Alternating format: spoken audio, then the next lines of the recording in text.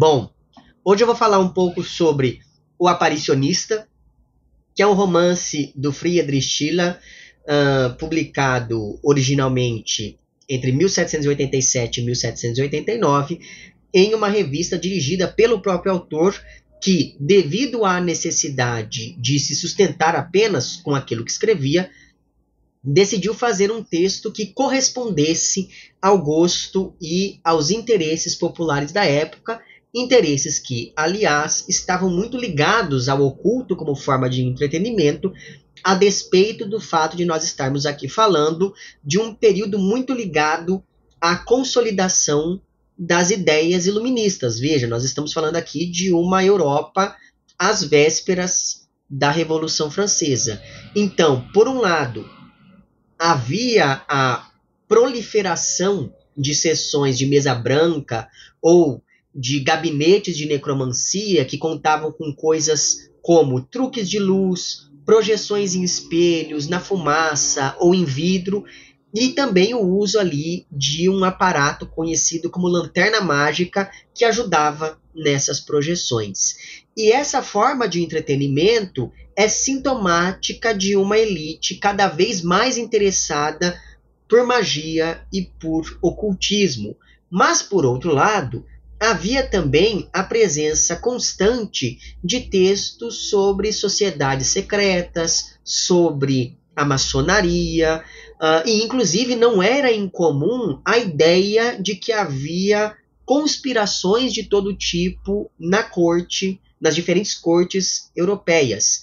Além, então, desse interesse por livros como, por exemplo, O Castelo de Otranto, do Horace Walpole, que foi publicado em 1764, fez ali um relativo sucesso, e isso acabou fazendo com que não tardasse muito a surgir nos diferentes mercados editoriais europeus textos que recuperavam direta ou indiretamente aquilo que Walpole fez aqui em O Castelo de Otranto, sobre o qual já há um vídeo recente aqui no canal. Vou deixar o link para esse vídeo na descrição.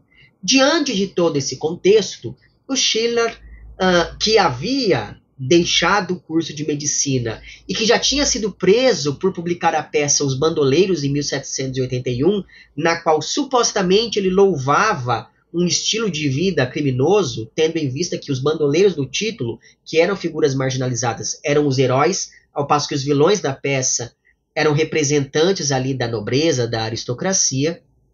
Então, diante disso tudo, o Schiller percebeu um filão muito interessante e resolveu publicar esse texto, que não apenas estaria muito próximo desses temas sombrios, mas também colocaria na prática várias das ideias estéticas que o Schiller vinha desenvolvendo em seus ensaios, que por sua vez eram bastante influenciados pelo Kant, né, pela filosofia kantiana.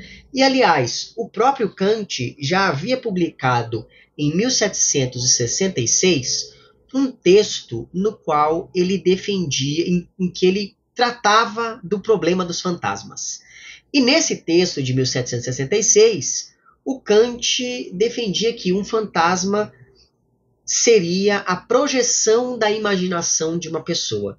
E aí, segundo o autor, o homem confuso põe fora de si simples objetos de sua imaginação e os considera como coisas efetivamente presentes diante dele.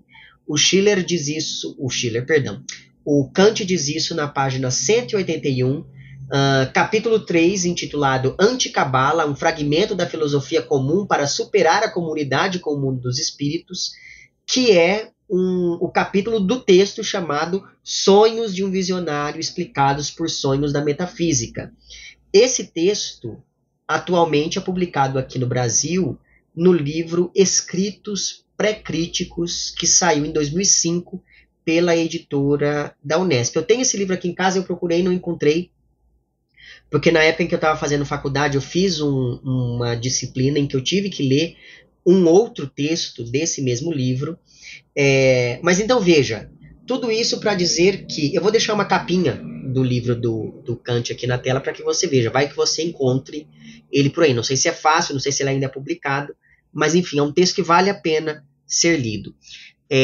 Mas então veja, o Kant é considerado ali um dos pináculos da filosofia, né?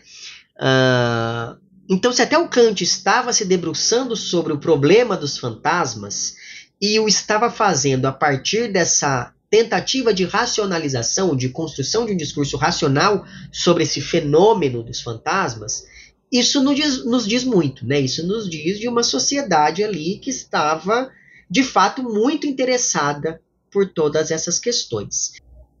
E aqui vem algo muito interessante sobre o aparicionista, cujo título original é Der Geisterseher, que, se a gente fosse traduzir literalmente, seria algo semelhante a aquele que enxerga fantasmas, ou o vidente de fantasmas, coisas nesse sentido.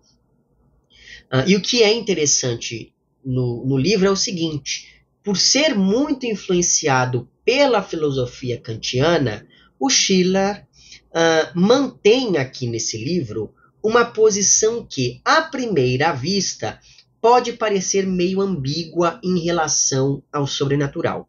Isso porque aparicionista poderia ser substituído facilmente por ilusionista, aqui no título, na medida em que ambas as funções, ambas as profissões, consistem em produzir ilusões, em desviar o olhar do público e distraí-lo sobre a verdadeira natureza daquilo que está sendo feito. Ou seja, aparicionista é um ilusionista, é aquele que engana para produzir um efeito de sobrenatureza, e assim, esse título em português revela um determinado posicionamento do autor em relação à existência do sobrenatural, posicionamento esse que não consta no título original em alemão, né? Porque Geisterseher pode ser simplesmente aquele que vê um fantasma, e nisso não está implicada nenhuma conotação negativa que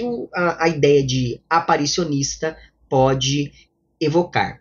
O romance fala então desse homem que é referido como o Siciliano, que é um aparicionista que engana algumas pessoas para conseguir extorquí-las de algum modo.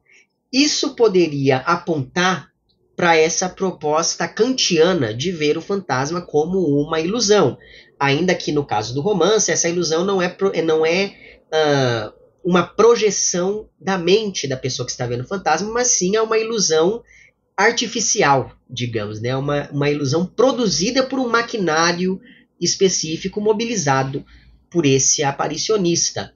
Porém, há um segundo personagem cuja evocação do sobrenatural não é explicada, o que mantém suspensa a existência ou não dessas aparições.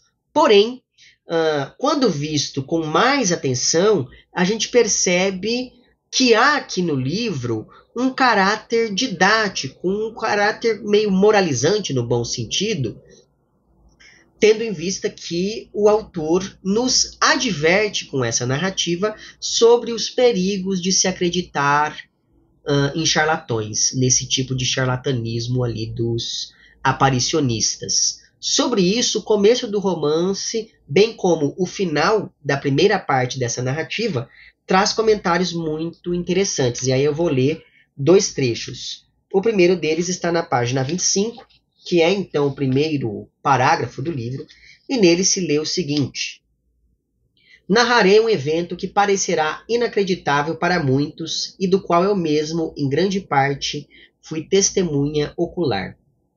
Aos poucos que estão a par de um certo acontecimento político, tal evento proverá um esclarecimento oportuno, isso se for o caso de encontrarem estas folhas em vida. E mesmo assim, sem essa chave, o evento talvez tenha sua importância para o restante das pessoas como contribuição para a história da fraude e das aberrações do espírito humano. Surpreender-se-ão com a ousadia dos fins que a maldade é capaz de traçar e seguir. Surpreender-se-ão com a extravagância dos meios que ela pode usar para assegurar que esse fim seja atingido. A verdade pura e estrita guiará minha pena, pois quando estas folhas forem reveladas ao mundo, já o terei deixado, sem mais nada a ganhar nem a perder com o relato que aqui deixo. Veja, então, esse é o primeiro trecho que eu gostaria de ler para vocês. O segundo, como eu já mencionei antes, está no finalzinho da primeira parte do livro e corresponde à página 89 dessa minha edição aqui. O narrador diz o seguinte, então: não devemos ridicularizar a tolice de uma pessoa que acredita em aparicionistas, mas surpreender-nos com a grande trapaça na qual uma razão tão bem protegida terminou por sucumbir. Sobretudo quanto ao início do romance, quer dizer, esse trecho que eu acabei de ler para vocês, da página 89, ele é interessante porque está dizendo o seguinte, olha, até uma pessoa esclarecida, até uma pessoa cética, pode ser vítima desse tipo de golpista, né? E aí, aquele parágrafo inicial do romance, da página 25, é interessante porque nele o narrador já começa reconhecendo a possível hesitação do leitor diante dos eventos narrados, só que ao mesmo tempo, esse narrador reafirma a verdade em tudo que ele está escrevendo ali e já indica essa intencionalidade de nos advertir quanto aos trapaceiros, quanto a esses ardis que a maldade humana pode produzir para alcançar os seus objetivos. Porém, quanto a essa verdade reafirmada pelo narrador, convém lembrar que ela acaba sendo matizada considerando que o subtítulo do romance é Das Memórias do Conde de O. E a memória, como nós sabemos, nem sempre é confiável e isso não necessariamente é culpa da pessoa que está se lembrando. Né? Afinal de contas, ninguém tem culpa de se esquecer de algumas coisas, de preencher as lacunas da memória com a imaginação, esse tipo de coisa. O narrador dessa primeira parte é um conde que, por só ter o título de conde, mas não ter posses, acaba se vendo obrigado a andar sempre com um príncipe cujo nome, a exemplo de todos os outros nomes que aparecem no livro, nunca nos é revelado. Então, por exemplo, deixa eu mostrar aqui para vocês. Esse príncipe, ele é chamado apenas de O Príncipe. E esse conde, não sei se vai focar aí para vocês, mas o conde é chamado de Conde de O, e aí tem 2 estrelinhas ali para censurar o verdadeiro nome dessa pessoa. Né? E essa censura, ela tem, é claro, um fundo estético, na medida em que isso reforça um caráter de verossimilhança dos eventos narrados, como algo que de fato aconteceu, e isso fica ainda mais saliente porque o narrador fala, olha, como eu estou morrendo, ou como eu vou publicar isso só depois de morto, né? Como vão publicar essas minhas anotações só depois que eu estiver morto, então eu vou falar a verdade aqui.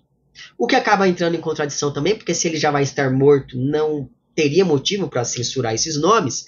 Mas enfim, o fato é que essa censura produz esse efeito estético que é fazer com que o leitor pense que tudo aquilo de fato aconteceu, funcionando mais ou menos como o prefácio à primeira edição aqui do Castelo de Otranto. Eu já falei um pouquinho sobre essa questão desse primeiro prefácio lá no meu vídeo sobre esse livro do Walpole, né? Então, caso você não tenha visto, eu sugiro que veja. Mas, enfim, tanto esse prefácio quanto essa censura aqui nos nomes produzem esse efeito estético de verossimilhança. Mas essa censura também tem um fundo biográfico, já que esses personagens aqui de O Aparicionista são baseados em nobres da época. E como Schiller já havia sido preso antes, ele não quis arrumar mais problemas e por isso ele acabou ocultando todos esses nomes. Mas é claro que, muito provavelmente, os leitores da época conseguiam estabelecer conexões entre esses personagens e figuras públicas reais daquele período, e isso acabou se perdendo com o tempo. E aí, sobre esse tal príncipe, que sempre o acompanha, o narrador diz o seguinte na página 26. Assim, uma coisa importante aqui. Essa edição que eu tenho aqui em mãos é a segunda edição do Aparicionista. que é o primeiro livro que foi publicado pela coleção Imaginário Gótico, que é uma coleção da qual eu gosto bastante. Mas enfim, na página 26, então, o narrador diz o seguinte sobre o tal príncipe, que ele evitava a ostentação mais em função de seu temperamento do que por parcimônia. Fugia das diversões. Na idade de 35 anos, havia resistido a todos os atrativos daquela cidade lasciva, Veneza no caso. Até então mantivera-se indiferente, inclusive ao belo sexo. Uma seriedade profunda e uma melancolia exaltada dominavam seu caráter. Suas inclinações eram silenciosas, ainda que exageradamente obstinadas. Seu poder de deliberação era lento e tímido, sua dedicação ardente e eterna. Em meio a um tumulto barulhento de pessoas, ele seguia solitário. Encerrado no mundo de fantasia, ele era, muito frequentemente, um estranho no mundo real. Além disso, esse tal príncipe não tem ali a menor vocação para reinar sobre as outras pessoas, e ele se declara como protestante muito mais por conta de uma tradição familiar do que por ter refletido sobre a própria religiosidade. Ou seja, esse príncipe dança conforme a música. E agora, como ele está muito próximo desse conde narrador, que é um homem cético e racional, o príncipe acaba se mantendo também nesse lugar da seriedade, da racionalidade e do ceticismo. Pois bem, como eu disse antes, esse príncipe não tinha vocação e nem queria reinar sobre ninguém, e isso acaba abrindo espaço para um comentário sobre como a nobreza era incapaz de governar as pessoas, e isso me fez lembrar da desconfiança quanto à nobreza presente aqui em O Castelo de Otranto, né? Porque afinal de contas o vilão aqui desse romance é um nobre que forja uma questão de identidade ali, enfim. E como o príncipe aqui do Aparicionista era o terceiro na linha de sucessão do trono, e ao mesmo tempo ele não queria assumir esse mesmo trono, o tal príncipe decide fugir da Alemanha para Veneza, que, à época, era o lugar perfeito para quem quisesse permanecer anônimo, ainda mais durante o carnaval, que é a época em que se passam as ações aqui narradas, pelo menos nessa primeira parte, e esse era justamente o caso desse príncipe que, afinal de contas, também temia que, ao revelar a sua identidade como nobre, acabasse virando alvo de algum tipo de malfeitor. Então, essa dupla dinâmica formada pelo conde narrador e por esse príncipe está ali circulando aparentemente incógnita pelo carnaval veneziano, quando passa a ser perseguida e depois abordada por um estranho com uma fantasia exótica, o que faz com que todos se refiram a esse estranho como o armênio. E esse adjetivo não é gratuito, considerando que, como eu falei no meu vídeo sobre os salgueiros aqui do Algernon Blackwood, durante muito tempo, a Europa Central olhou para o leste europeu e para o Oriente como essa terra exótica e cheia de prodígios. Então, ao ser chamado de armênio, esse personagem desconhecido que persegue o protagonista e o narrador já acaba sendo associado a toda uma imagem muito bem construída no imaginário coletivo da época. Muito se especula ali em dado momento sobre esse tal armênio, principalmente num trecho que está entre as páginas 60 e 61 dessa minha edição aqui, e nesse trecho se lê o seguinte: há pessoas dignas de credibilidade que se lembram de tê-lo visto, ao armênio, em diferentes regiões do mundo ao mesmo tempo. Nenhum punhal é capaz de perfurá-lo, nenhum veneno pode prejudicá-lo, nenhum fogo chamuscá-lo, nenhum navio onde se encontre ir a pique. Mesmo o tempo parece ter perdido efeito sobre ele. Os anos não sugaram sua seiva, e a idade não é capaz de tingir seus cabelos. Ninguém jamais o viu se alimentar. Nunca uma mulher foi tocada por si, e nenhum sono visita seus olhos. De todas as horas do dia, sabe-se apenas de uma única da qual ele não é senhor, uma na qual ninguém jamais o viu e em que ele nunca executou uma tarefa nesta terra, à meia-noite.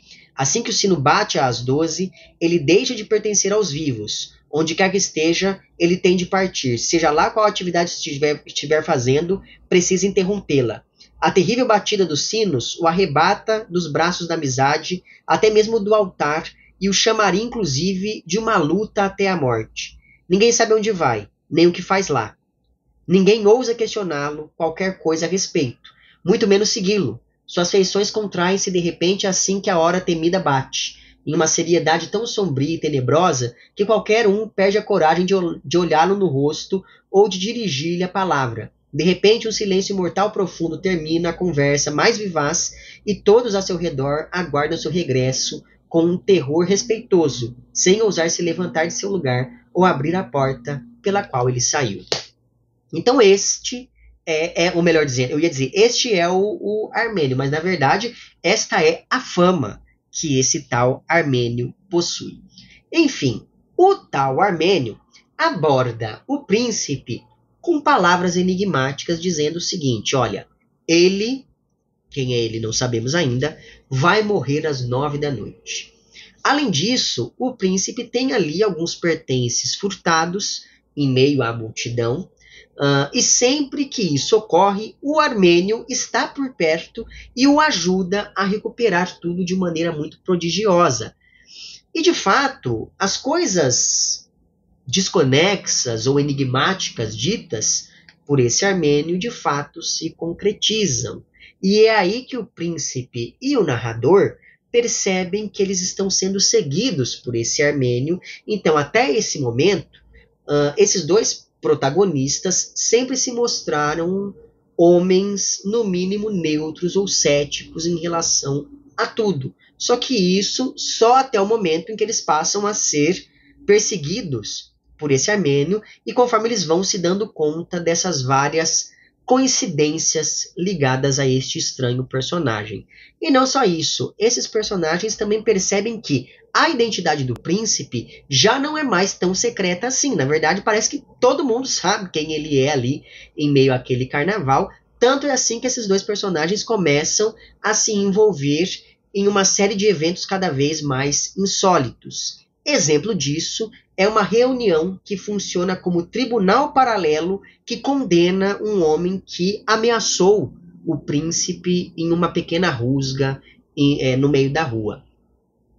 E logo se revela que, na verdade, esse tribunal é a Inquisição. Então veja que aqui no Aparicionista nós temos algo muito importante no gótico, que é a permanência do passado. Mas dessa vez, esse passado permanece não por meio de um fantasma, e sim pela continuidade de um órgão repressor que, justamente por estar atuando em pleno século das luzes, é algo assustador. E isso acaba sendo de suma importância para entender o tratamento dispensado pelo autor à existência do sobrenatural. Para ele, mais assustador do que um fantasma em si é o fato de as pessoas continuarem acreditando na existência de fantasmas em pleno século das luzes. E aí, sobre isso, nas páginas 174 e 175, que correspondem aqui a um dos textos de apoio ao livro, se lê o seguinte: não é o sobrenatural que deveria nos assustar, mas o fato de que, na época da máquina a vapor e da filosofia kantiana, as pessoas ainda acreditam em fantasmas e maldições. Ao mesmo tempo em que este é um dos primeiros romances góticos alemães, ele é um romance para acabar com as tendências góticas entendidas aqui como resquícios do obscurantismo medieval. Então veja que o livro ele acaba ficando nesse lugar intervalar entre acreditar ou não no sobrenatural. Na verdade, ele nega o sobrenatural, mas isso em um romance ligado a um subgênero, que é o gótico, que depende dessa sobrenatureza para colocar em movimento as suas engrenagens.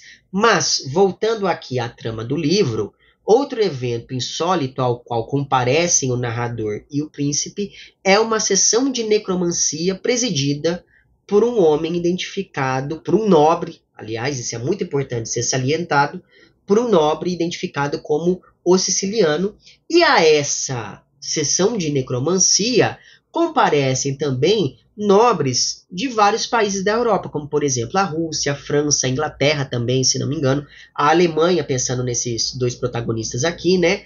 E se de início todo mundo estava levando tudo na brincadeira, aos poucos as coisas vão ficando mais sérias conforme o aparicionista invoca o suposto espírito de um conhecido do príncipe que foi chamado àquela reunião para terminar uma frase que havia deixado inacabada pouco antes de morrer. Eis então a descrição de toda essa experiência sobrenatural. Isso que eu vou ler está entre as páginas 42 e 45, mas há também uma ilustração no meio do caminho. E eu não vou ler tudo, eu vou pular aqui alguns trechos, mas enfim.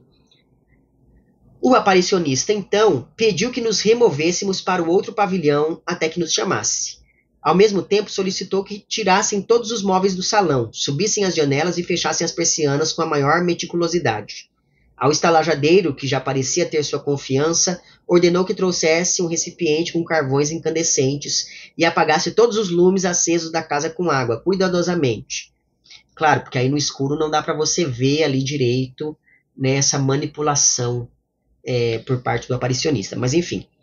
Antes de partirmos, pediu a cada um de nós palavra de honra que observaríamos um silêncio eterno em relação ao que veríamos e escutaríamos. Todos os aposentos às nossas costas, nesse pavilhão, foram trancados à chave.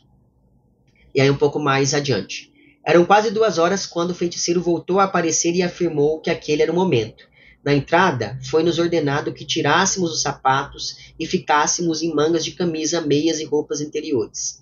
Atrás de nós, como da primeira vez, aferrolharam a porta. Tudo isso para criar um clima de mistério, né? Um clima soturno ali entre os presentes.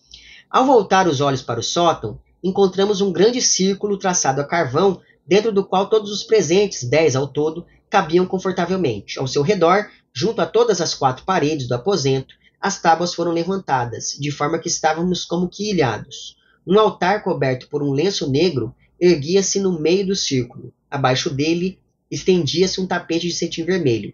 Sobre o altar, uma Bíblia estava aberta junto ao crânio, e um crucifixo de prata fora ali fixado. Em vez de velas, o álcool ardia num recipiente de prata. Uma fumaça densa de olíbano obscurecia a sala quase a ponto de abafar a luz.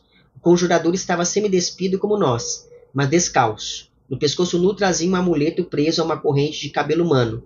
Na cintura tinha preso um avental branco marcado com cifras secretas e figurações simbólicas. Pediu que dessemos as mãos e observássemos em silêncio profundo. Recomendou preferencialmente que não fizéssemos nenhuma pergunta à aparição.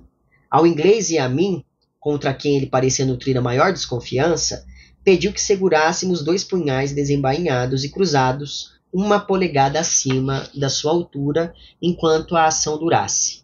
Ficamos em meia lua ao redor dele. O oficial russo se apertou contra o inglês e então pôs-se junto ao altar.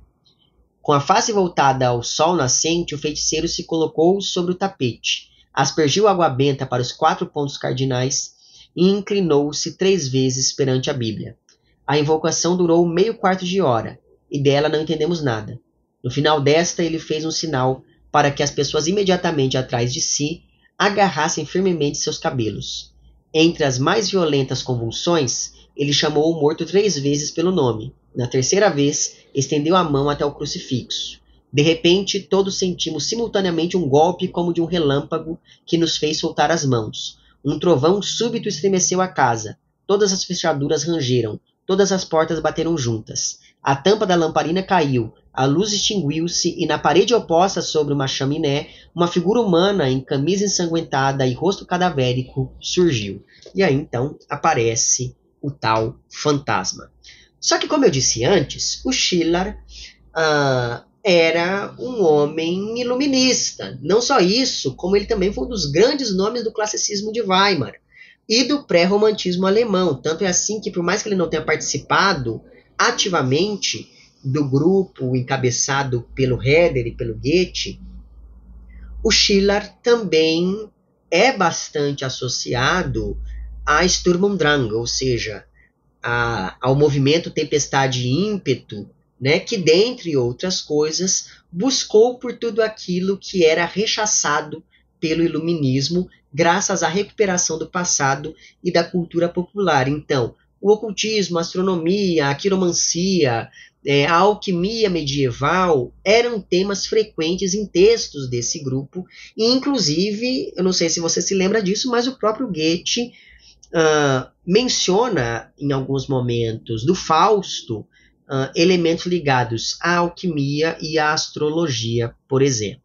Então, e aliás, eu fiz uma leitura conjunta do Fausto de Goethe aqui no canal. Vou deixar o link para a playlist com os vídeos dessa leitura na descrição. Então, se um dia você pretender ler o Fausto, veja lá aquela playlist.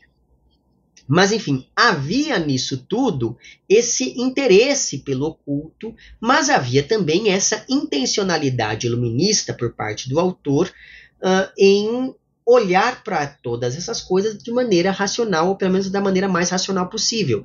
E é por isso que, nesse momento, nós entramos aqui em contato com o sobrenatural explicado, já que, para o iluminismo, qualquer coisa poderia ser explicada por meio da razão. Pensando nisso tudo, o que ocorre é que, conforme a narrativa vai ficando mais estranha, ela também assume um tom detetivesco, já que esses personagens tentam explicar racionalmente tudo aquilo que lhes acontece. Então, a narrativa oscila entre construir o sobrenatural como hipótese e depois refutar esse mesmo sobrenatural como mera crendice. Só que, páginas depois, essa mesma racionalização também é desconstruída, já que aparentemente tudo pode ser relativo. E isso fica muito visível no que se refere a essa própria seção de quiromancia, de necromancia, melhor dizendo, que eu li para vocês agora, porque ela começa nos sendo apresentada como algo real. Depois, esse aparicionista é desmascarado como uma fraude a partir de uma observação racional de tudo aquilo que aconteceu. Então descobrem ali um mecanismo que faz as velas se apagarem. Existe um outro mecanismo que faz com que surja um barulho como de trovões. Um terceiro mecanismo que faz com que o chão trema. Existe ali como se fosse um fole que faz com que haja uma rajada de vento. Há, diante desse grupo de personagens, um espelho para criar a ilusão de ótica de que tem ali um fantasma. Enfim, então, existe esse primeiro momento em que tudo nos é apresentado como algo sobrenatural. Depois, existe uma explicação racional para tudo isso. Só que depois, logo em seguida, acontece algo que sugere de novo o sobrenatural. Mas essa sugestão não aponta para outra farsa, né? Então esse segundo sobrenatural permanece inexplicado. E, aliás, a sugestão é algo muito importante para a literatura gótica também, e aí esse é mais outro elemento gótico presente aqui em O Aparicionista. O que aconteceu é o seguinte: quem desmascara o siciliano, o aparicionista, é aquele mesmo Armênio do começo que não só o desmascara, como também invoca um espírito real e que sabe de coisas que só o amigo morto do tal príncipe poderia saber. Então, ok, a primeira aparição foi forjada, mas e quanto à segunda? Essa é que é a grande questão, e isso acaba fazendo com que a gente não saiba o que é real e o que não é em toda essa história, provocando aquela hesitação que o narrador anunciou no primeiro parágrafo do romance. E é por conta dessa hesitação, é por conta dessa incerteza que marca o fim da primeira parte do romance, que, ao longo da segunda parte, o príncipe vai ficando cada vez mais paranoico, cada vez mais maluco com todas as coisas que lhe acontecem. Principalmente porque agora ele não está mais na companhia desse narrador cético da primeira parte, mas sim de algumas pessoas envolvidas em seitas e que têm índole bastante questionável.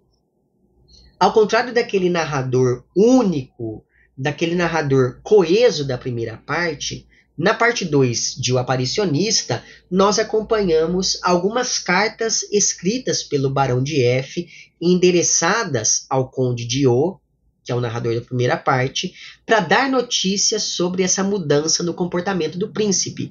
E pensando que esse livro foi publicado até pouco antes da Revolução Francesa, essa mudança no narrador como elemento estrutural da narrativa, parece apontar também para um dado social relevante, porque é como se a partir de certo momento já não fosse mais possível ter essa voz única conduzindo as coisas. A mudança de um narrador único para esse estilo epistolar da segunda parte aponta para a erosão de um poder unificado que culminaria, em termos sociais, naquilo que foi a Revolução Francesa, o que acrescenta uma nova camada de leitura possível a este livro, não apenas como um romance detetivesco ou romance gótico, mas também agora como um romance de ficção histórica.